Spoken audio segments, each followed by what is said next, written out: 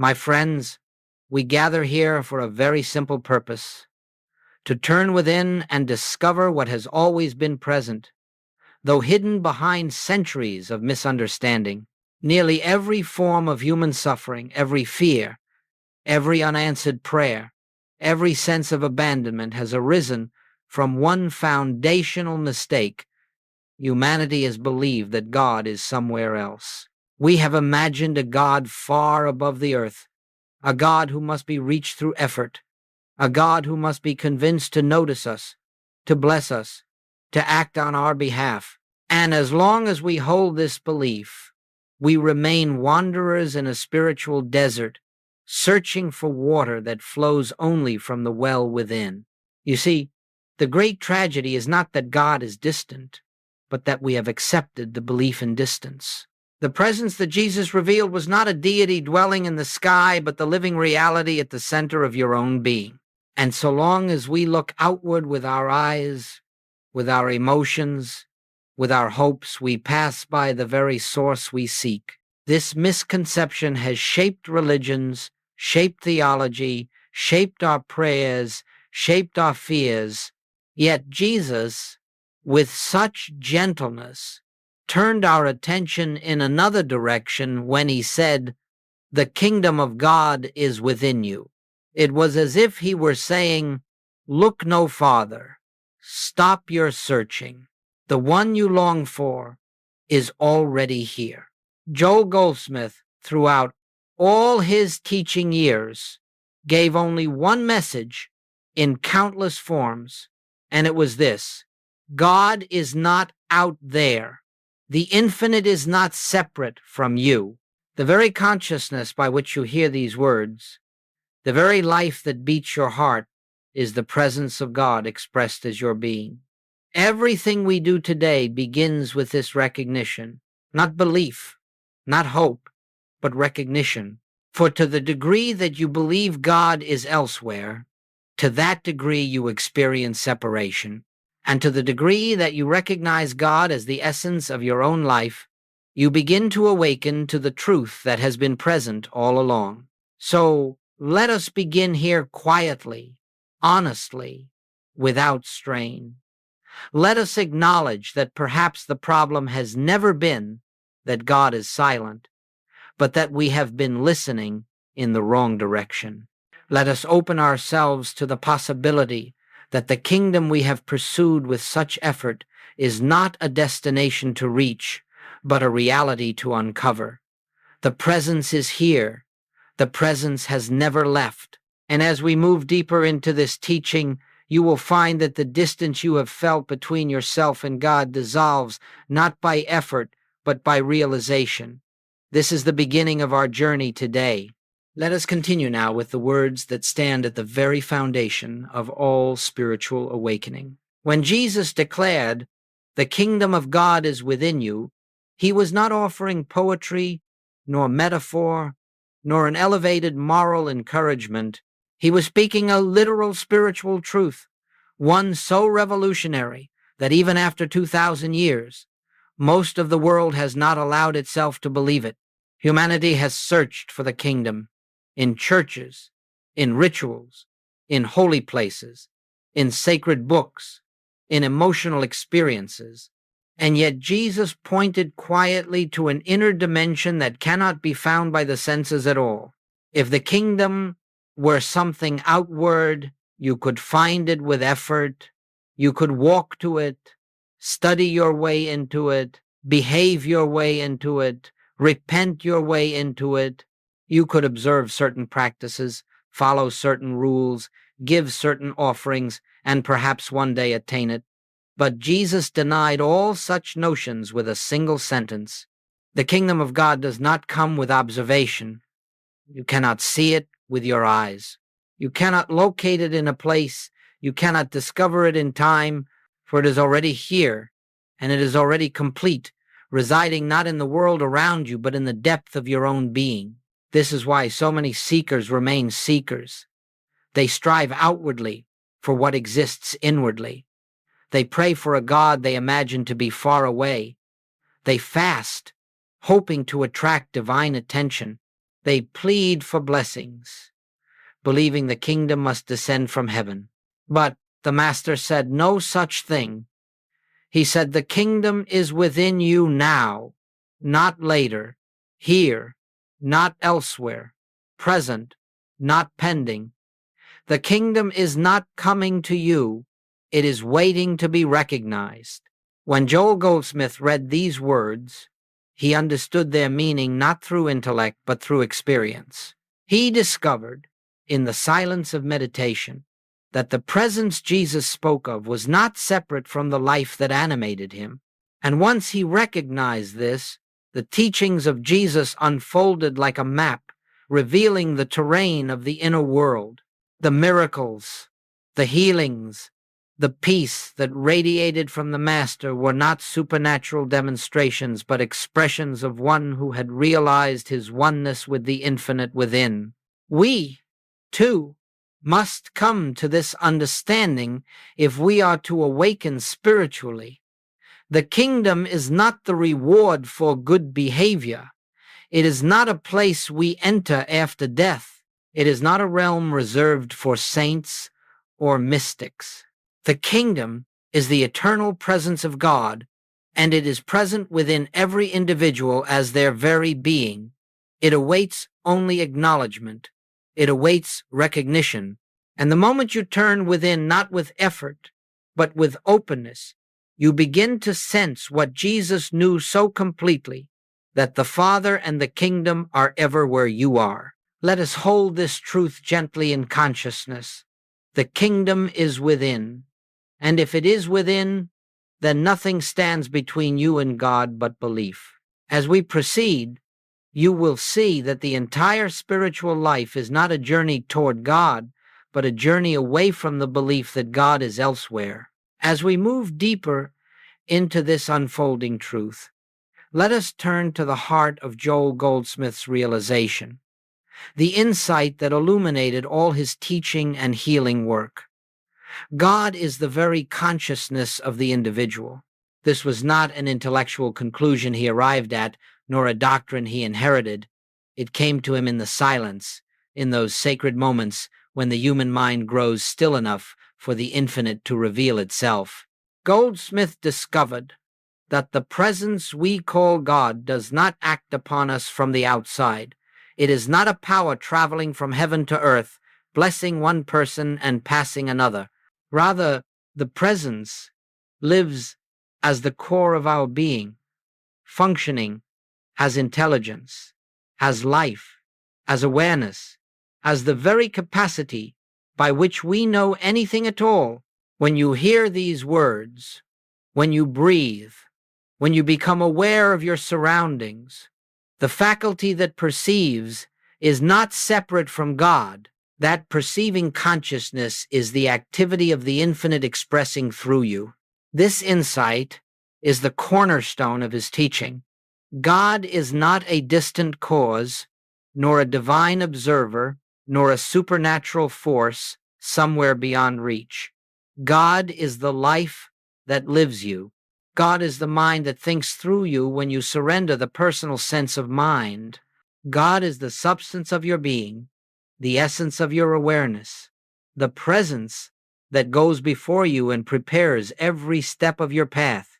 Goldsmith understood that to recognize this is to stand in the same realization from which Jesus spoke, healed, and lived. It is important to understand what this means and what it does not mean. It does not mean that your human personality is God, nor that your ego has divine status. The human sense of self, with its fears and desires, its memories and insecurities, is not the God presence. But behind that personality, deeper than thought, deeper than emotion, lies the true I, the infinite, undivided consciousness that Jesus referred to when he said, I am the way, the truth, and the life. This I is not personal. It does not belong to any one person. It is the I of all being, individualized as you. Goldsmith emphasized this over and over because unless you understand that God is your own consciousness, you will continue to seek outwardly. You will try to reach a God who cannot be reached because you cannot reach what you already are. And so your prayers will be filled with effort, your spiritual practices will be filled with striving, and your heart will be filled with longing for what has never been absent. To recognize that God is the consciousness of your being is the beginning of liberation. It frees you from the belief that you are a separate creature trying to find favor with a distant creator. It frees you from fear, for the presence that governs the universe is the presence that is living as you. It frees you from loneliness, for the infinite cannot be apart from its own expression. It frees you from dependence on external conditions, for everything external is but a form revealing the inner substance of consciousness. Goldsmith never sought to convince or to convert. He simply invited students to experience this truth within themselves. And when they did, something remarkable occurred. Their prayers changed. Their fears dissolved. Their relationships softened. Their bodies responded. Their lives began to harmonize not because God intervened from above, but because the individual awakened to the truth that the kingdom, the presence, and the power were already functioning from within. This, then, is the meaning of God as your own consciousness. Not that you own God, but that God expresses through you as your very capacity to know, to perceive, to live. And as this becomes the center of your awareness, life itself becomes the classroom in which the infinite teaches you, moment by moment, that it has never been separate from its creation. Let us look now at the great obstacle, an obstacle not placed by God, not imposed by circumstance, and not rooted in reality at all, but arising from the human mind's own conditioning. This obstacle is the belief in separation. It is this belief, and only this belief, that creates the sensation that God is far away, that heaven is distant, that help must come from some power beyond ourselves. And yet, the truth is that God has never moved. God has never withdrawn. God has never withheld. What we experience as distance is nothing more than the mind's habit of seeing itself as a separate, isolated self. From birth, we are taught to identify with the body, the personality, the name, and the history attached to that name. We are taught to believe that we are independent creatures, existing apart from the source that formed us. And so the mind begins life with a fundamental error. It sees itself as the center of existence, and God as an outside power whose attention must be sought, whose favor must be earned, whose presence must be invoked. But the moment we accept this premise, we begin to live inside an illusion. For if you believe you are a separate self, you cannot help but believe in a separate God. And if you believe in a separate God, you cannot help but feel abandoned during moments of suffering, nor can you help but strive endlessly to reconnect with a presence that never left you. The human mind creates the very distance that it then tries desperately to overcome. Joel Goldsmith taught that the human or mortal mind is not an entity, but a bundle of conditioned beliefs, beliefs inherited from culture, religion, family, and collective consciousness. These beliefs create a picture of life in which you seem to stand here and God seems to stand there. But this picture has no foundation in reality. It is a dream of separation. It is the dream from which we must awaken. The sense of separation shows itself in many subtle forms. It appears as fear, the fear that something can threaten us because we believe we are apart from the infinite life. It appears as guilt, the belief that we have offended a God outside of us. It appears as loneliness, the aching feeling that we exist as isolated beings craving connection. It appears as striving to be spiritual, striving to be worthy, striving to reach heaven as though heaven were ever anywhere but within the depths of our own being. Yet Jesus never spoke of a God apart from us. He said, I am in the Father, and the Father in me. And he prayed that we would know the same truth, that they may be one, even as we are one.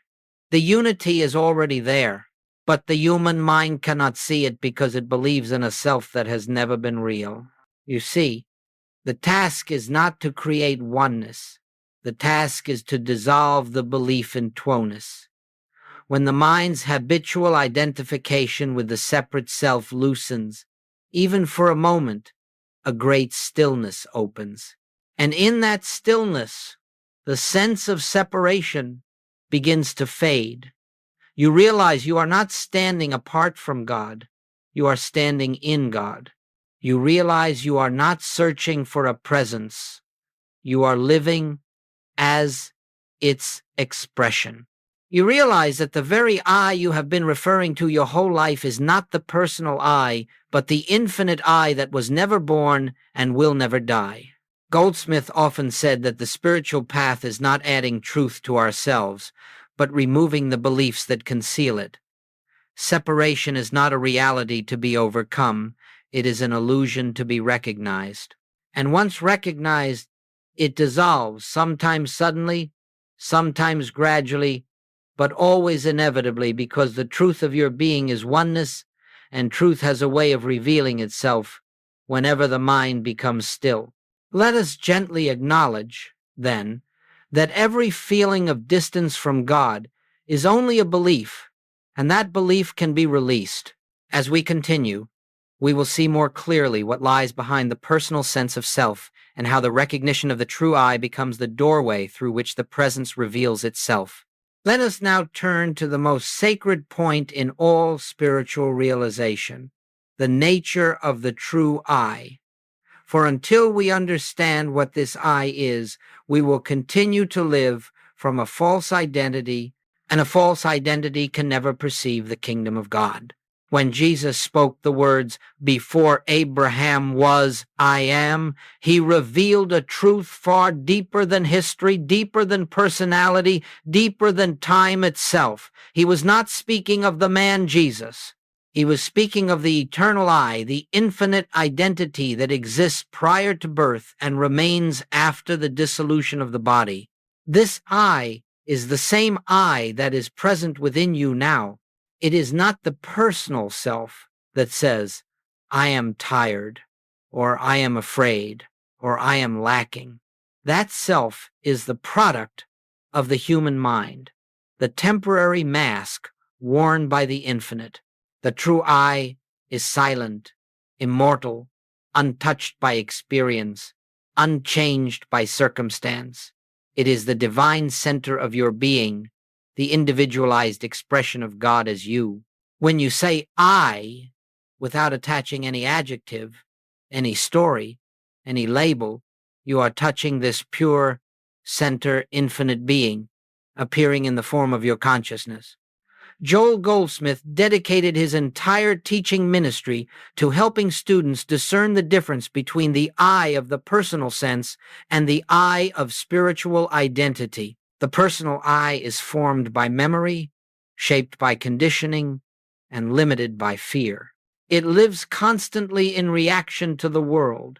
It struggles, strives, resists, and seeks approval. This personal I believes in separation because it was born from separation. It is the sense of self the world gave you, and it is not your true identity. But deeper than the personal I, far deeper, there is the I that does not change. This is the I that witnesses your thoughts, yet is not made of thought. This is the I that observes your emotions, yet is not touched by emotion. This is the I that lives your life without effort, beating your heart, breathing your lungs, sustaining the flame of consciousness without your participation. This I is the presence of God expressed as your being. And every time you rest in that inner stillness where no thought defines you, you are resting in the I that Jesus revealed. When you speak from the personal self, you speak as a limited creature. But when you speak from the deeper I, you speak from the kingdom. You speak with the authority of truth, not because you claim power, but because power expresses through you as realization. Every healing Jesus performed, every teaching he offered, came from this recognition of the true I. He did not say, the Father and I are separate. He said, I and the Father are one. And Goldsmith understood this as the universal truth of all being, not a privilege reserved for the master alone. The spiritual path, then, is not the refining of the personal self. It is not the improvement of the human I. It is the recognition of the spiritual I that has always been present. When you stop identifying with the limited self, even for a moment, a profound shift occurs. You begin to sense a spaciousness within a quiet light, an unconditioned awareness. This is the birthplace of realization. This is the threshold of the kingdom. And this is the I that speaks, lives, and moves as the presence of God. The personal sense of self will continue to present itself through habit, through memory, through emotion. But as you recognize your spiritual identity more consistently, the personal I loses its authority. Its fears no longer govern you. Its desires no longer torment you. Its limitations no longer define you. And gradually, you live more and more from the truth that the real I is divine, infinite, and whole. Let us hold this gently. The true I of your being is the I of God. And when this becomes the center of your awareness, the illusion of separation fades, and the presence becomes a living reality in your daily life. As we continue our journey into the deeper understanding of spiritual life, let us turn our attention to prayer, perhaps the most misunderstood aspect of our relationship with the divine. For centuries, people have approached prayer as though they were separate individuals, appealing to a distant God, hoping to attract favor, hoping to provoke action, hoping to persuade the infinite to intervene in the affairs of time and space. But all such prayer arises from the belief in separation, and therefore it cannot reveal the presence that is already within. Once you recognize that the true I of your being is one with the Father, prayer undergoes a complete transformation. It ceases to be asking. It ceases to be pleading. It ceases to be the attempt to change, alter, or influence external conditions. Instead, prayer becomes an inner resting in the truth of your oneness with the infinite. It becomes a quiet communion, a listening, an opening to what already is rather than an effort to achieve what is not yet. Consider what this means. When you believe God is outside of you, your prayers naturally take the form of requests. But when you discover that God is the very consciousness of your being, you realize there is nothing to ask for. What would you request from a presence that is already expressing as your life? What would you beg from a source that is already flowing through your being as love, intelligence, harmony, and supply? To ask is to imply lack, and lack exists only in the belief in separation. As the sense of separation dissolves, so does the need to ask. Joel Goldsmith taught that the highest form of prayer is receptivity. Receptivity to the truth that the kingdom is within, that the presence is here, that the infinite is expressing itself as the very activity of your consciousness. This prayer does not seek to change God or change the world. It seeks only to change our inner perception so that we may see what already exists in the invisible realm of spirit. When prayer becomes recognition rather than request, something subtle and remarkable begins to happen. The inner agitation that accompanies fear dissolves. The urgency that accompanies human desire fades. The longing that accompanies the sense of absence softens. In their place arises a quiet assurance, a stillness that is not passive but alive with presence. This assurance is the answer to prayer, not through words, not through signs, but through a shift in consciousness in which we know, without doubt, that the infinite is functioning as our very life. This kind of prayer is not confined to a moment or a ritual. It can occur while sitting in silence, certainly, but it can also occur while walking, while working, while speaking, while resting. It can occur in a moment of distress or in a moment of joy, for true prayer is not an activity of the human mind, but a movement of the heart, a turning inward to the sacred center where the divine and the individual are one. As this understanding deepens, we begin to see that prayer has nothing to do with words. Words can point, but they cannot awaken. The real prayer rises in the stillness when thought subsides and the presence reveals itself as one, indivisible, eternal. This is the prayer that heals, not because it changes conditions, but because it reveals the truth behind all conditions. It is the prayer that dissolves fear, not because it brings new strength from afar, but because it uncovers the strength that has always been present. Let us hold this gently. Prayer is not asking God to come. Prayer is recognizing that God is already here. It is not asking for supply. It is recognizing the infinite as the source of all expression. It is not asking for healing. It is recognizing the wholeness of the true I. When this becomes your way of prayer, your entire spiritual life shifts from striving to resting, from seeking to seeing, from effort to grace. Now, having seen that God is the consciousness of your very being, and that prayer is the recognition of this inner presence, let us consider what it means to live from this awareness in the ordinary movements of daily life. For spiritual realization is not something to be held only in moments of meditation or in the privacy of silence. It must become the atmosphere in which we walk, the ground upon which we stand, the foundation from which every thought and action arises. Living from inner oneness does not require great effort. It requires only remembrance, gentle, consistent remembrance that the presence is here. When you rise in the morning, before thought rushes to take hold of the day, pause for a moment, not to recite anything, not to practice anything, but simply to acknowledge the life that animates me is God. The intelligence that governs me is the infinite. The I that lives this day is not the personal I, but the spiritual I. This recognition sets the tone not by changing the world outside, but by aligning you inwardly with the truth that governs all things. As you move through your morning, preparing for work, caring for your home, interacting with those around you, you do not need to repeat spiritual truths constantly. Rather, you touch them lightly, as one touches a friend's hand, as one remembers silently, I and the Father are one. This is the practice of the presence. It is not an effort to bring God into the moment.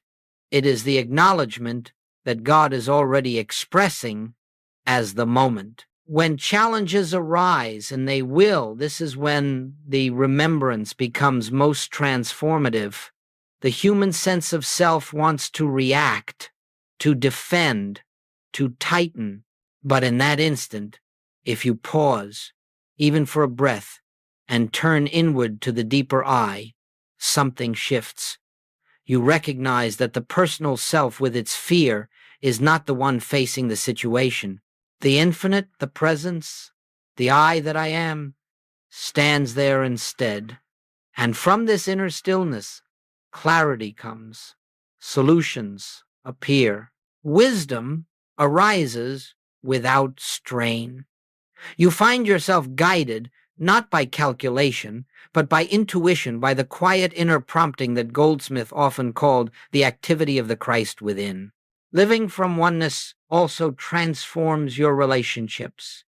You begin to see others not as separate individuals with conflicting needs and desires, but as fellow expressions of the same infinite presence. You do not need to change them, fix them, or control them. You meet them from an inner wholeness. And in that wholeness, harmony begins to reveal itself naturally. The less you strive for peace outwardly, the more peace emerges inwardly, and it is this inner peace that becomes the environment in which true relationship flourishes. In your work, too, oneness brings a new dimension. You stop approaching each task from the limited belief that you must carry the weight of responsibility alone. Instead, you realize that the infinite intelligence is the source of your ability, that the Father goes before you, that the real doer of all good work is the presence expressing through your consciousness. This lifts the burden of strain and replaces it with a quiet confidence, a sense of being carried rather than carrying. Living from oneness is not a mystical escape from life. It is a deeper immersion into life, free from the false sense of separation that clouds perception. You begin to see that everything around you, every encounter, every circumstance, every moment is an opportunity for recognition, an invitation to remember the truth of your being. And the more consistently you return to this remembrance, the more naturally grace flows through your experience. Let us hold this gently as we proceed. Spiritual living is not the attempt to add God to your life. It is the realization that your life is already the activity of God. And when this awareness becomes the quiet center of your days, you find that harmony, wisdom, and peace unfold without effort, for they are the natural expression of the presence when it is recognized. Let us now enter a deeper phase of our unfolding together, the discovery of silence, the sacred atmosphere in which the presence reveals itself.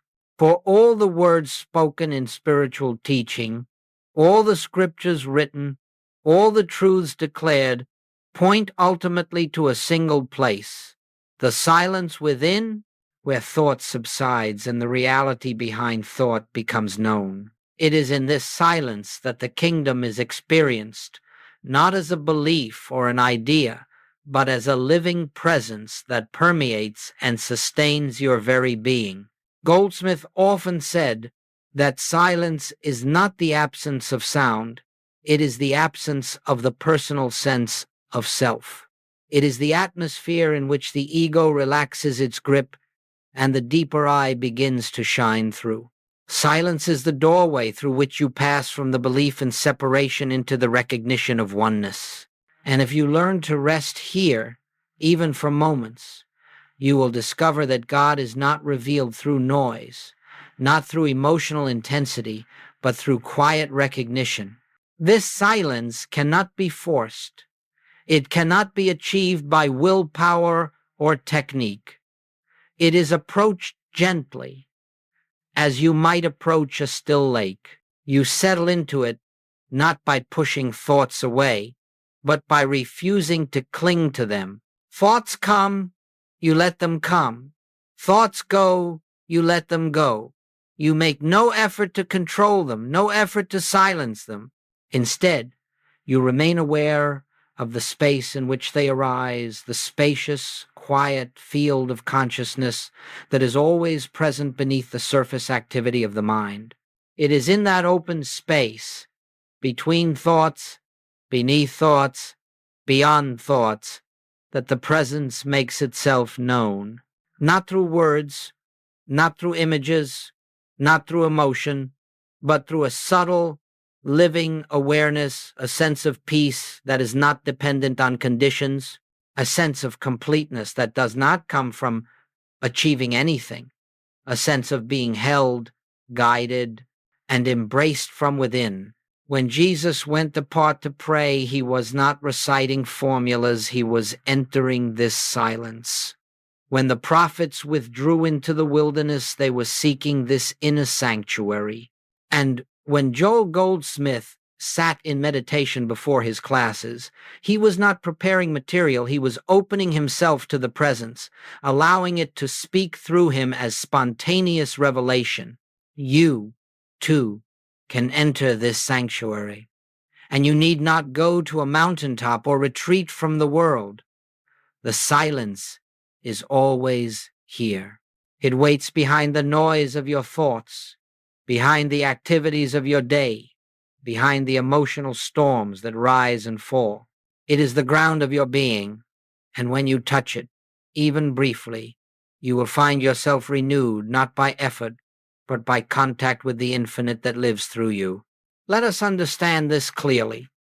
Silence is not a practice you perform, it is a state you allow. You do not make silence happen. You create the conditions in which it can be felt. You simply grow quiet within yourself, gentle, receptive, open, and the presence reveals itself in its own way, in its own time, in its own rhythm. This revelation is not dramatic. It does not arrive with fanfare. It is more like a soft dawn rising behind your awareness, illuminating everything without announcing itself. And from this silence flows guidance. From this silence flows healing. From this silence flows intuition, wisdom, harmony.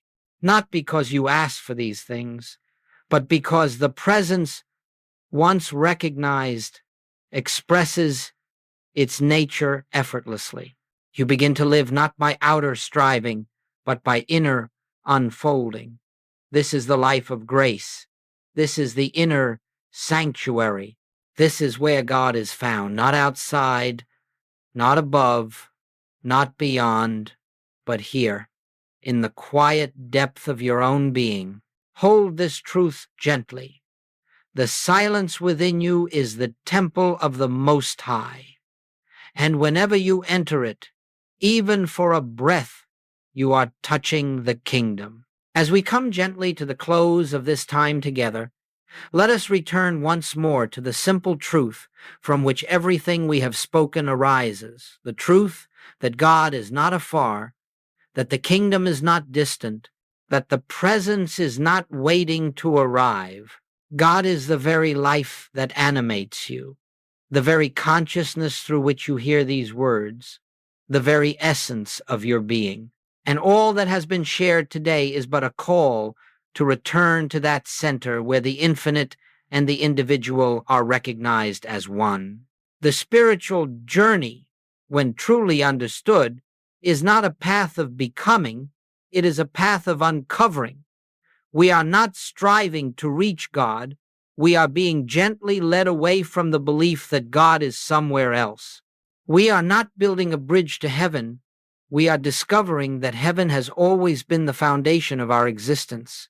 Every moment of quiet recognition, every pause in which we remember the deeper I, every breath in which we release the personal sense of self, brings the realization of what has never changed. I and the Father are one. As this truth settles into your awareness, life itself begins to take on a new quality. The pressures that once seemed overwhelming soften. The fears that once dominated fade. The striving, the searching, the anxious longing for answers gives way to a deeper trust, a quiet assurance that the infinite intelligence which governs all creation is the same intelligence living your life. And when you rest in this assurance, you find yourself carried not by effort, but by grace. I invite you, as you move forward from this moment, not to cling to the words spoken here, but to the spirit behind them. Words can point, they cannot reveal. The revelation comes only in the stillness, in the silent awareness of the presence within. It comes when you take a moment in the midst of your day to turn inward and remember the kingdom is here. It comes when you pause before reacting and allow the deeper I to guide you. It comes when you release the belief that you face life alone and recognize the infinite as your constant companion, your source, your very self. Let this teaching be a reminder, not a doctrine. Let it be a doorway, not a conclusion. The truth does not end with these words. It begins within you as you hear them. For the presence is alive and it is ever seeking expression through your awareness. If you will simply allow it quietly, gently, humbly, you will discover that the life you thought you were living alone is in fact the life of God unfolding as you. And so let us leave quietly, carrying with us not new ideas, but a deeper realization that God is not out there, that the kingdom is not far off, and that the true I of your being is the infinite appearing as your consciousness. Live from this center, return to it often, and you will find that peace, harmony, wisdom, and grace rise naturally from within, revealing the truth that has always been. The presence is here, and it is I.